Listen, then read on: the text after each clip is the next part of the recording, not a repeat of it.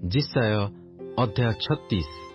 हिजकिया राजार अधिकारर 14 वर्षरे असुरर राजा सनहेरीब जिहुदार प्राचीर बेष्टित नगर सबुर विरुद्धरे आसी ताहा सबु हस्तगत कला।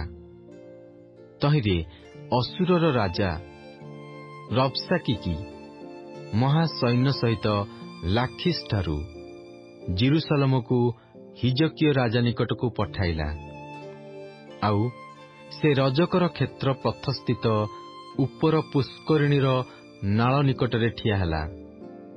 तेबे हिल्कियर पुत्र इलियाकिम नामक राजगृहाध्यक्ष ओ सिब्न लेखक ओ आसफ्र पुत्र जोयाह नामक इतिहास लेखक बाहर होई ताहा निकटकु आसिले। तहिरे रब्साकी सेमानंकु कहिला, एबे तुम्हे माने हिजकियाकु कुह, महाराज असुरर राजा एही कथा कहंती, तुम्हे एही जो विश्वास करुअछ ताहा की रूप विश्वास? मु कहुअछि, युद्ध करिवा पई तुम्हर मंत्रणा ओ बल केवल वृथा कथा। तुम्हे काहा उपरे निर्भर करी मोहर विद्रोही होइछ? देख, तुम्हे एही छेचा नलर जष्टि रूप मिसर उपरे निर्भर करुअछ। मात्र केही तही उपरे आउजिले ताहा ताहार हातरे पसी फोड़ी पकाइब।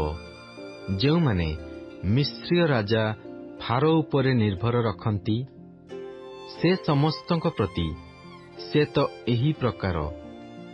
मात्र जेबे तुम्हे मते कुह, आम्हे माने सदाप्रभु आपणा मानंक परमेश्वरंक उपरे निर्भर रखुअछु, तेबे हिजकिया जाहांक उच्चस्थली ओ जाहांक यज्ञवेदी सबु दूर करि देइअछि, आउ जिहुदाकु ओ जेरुसालेमकु कहिअछि, तुम्हे माने एही यज्ञवेदी सम्मुखरे प्रणाम करिब, से कि सेही नुहंती? एहेतु मु विनय करुअछि, मो प्रभु असुरर राजांक संगे पण कर। मु तुम्हकु 2000 अश्व देबी। जेबे तुम्हे पार, तेबे सेमानंक उपरे चढ़िबा पई तुम्ह आडू लोक आण। तेबे की रूपे तुम्हे मो प्रभुंक दासमानंक मध्यरु एक क्षुद्रतम सेनापति की विमुख करि परिब? आउ रथ ओ अश्वरोही निमंते मिसर उपरे विश्वास करिब? मु कौन सदाप्रभुंक बिना एही स्थान ध्वंस करबाकू आसीअछि? सदाप्रभु मते कहिले, एही देश विरुद्धरे जाई ताहा ध्वंस कर। एथिरे इलियाकिम ओ सिब्न ओ जोयाह रब्साकी की कहिले, विनय करुअछु, आपण अरामीय भाषारे आपणा दासमानंकु कुहंतु, कारण आम्हे माने ताहा बुझुअछु। पुणी प्राचीरर उपरिस्थ लोकमानंक कर्णगोचରରେ आम्भमानंकु जिहुदीय भाषारे न कहंतु। मात्र रब्साकी सेमानंकु कहिला, मो प्रभु कि तुम्ह प्रभुंकु ओ तुम्हंकु ए सबु कथा कहिबा पई मते पठाई अछंती? एही जो लोकमाने तुम्हमानंक संगे आपणा आपणा विष्ठा खाइबाकू ओ मूत्र पीबाकू प्राचीर उपरे बसी अछंती, सेमानंक निकटकू कौन मते पठाई नाहंती? तहु रब्साकी ठिया होई उच्चै स्वररे जिहुदीय भाषारे एही कथा कहिला, तुम्हे माने महाराज असुरर राजांक कथा सुण। राजा एही कथा कहंती, तुम्हमानंकु भुलाइबा पई हिजकियाकु दियो नाही, कारण से तुम्हमानंकु उद्धार करि परिबो नाही। किए बा सदाप्रभु निश्चय आम्भमानंकु उद्धार करिबे ओ एही नगर असुरीय राजार हस्तगत नहिब।